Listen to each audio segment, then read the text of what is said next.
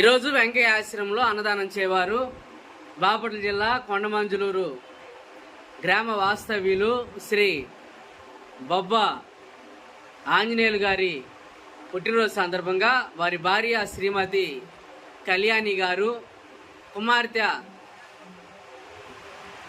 ఋత్వికా సాయి గారు మరియు కుటుంబ సభ్యుల ఆశ్రమంలో వృద్ధులకు అన్నదానం జరుపుతున్నారు.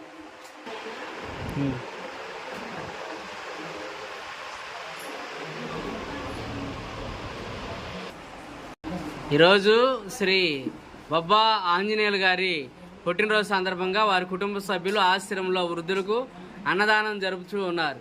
అన్నదాత